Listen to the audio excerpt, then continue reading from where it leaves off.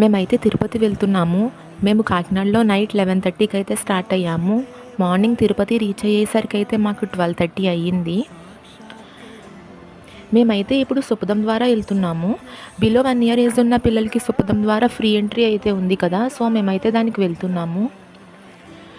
సుపదం ద్వారా పిల్లలతో వెళ్ళాలంటే మెయిన్గా కావాల్సిన డాక్యుమెంట్స్ ఏంటంటే baby date of birth certificate or Aadhaar card and mother and father Aadhaar card, and మీకు కనుక 12 ఇయర్స్ ఏజ్ ఉన్న పిల్లలు ఎవరైనా ఉంటే వాళ్ళ ఆధార్ కార్డ్ కూడా కంపల్సరీగా ఉండాలి.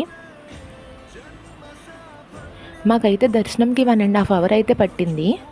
దర్శనం చేసుకుని బయటకు వచ్చిన తర్వాత మాడవీధుల్లో స్వామివారి ఊరేగింపు అయితే వచ్చింది.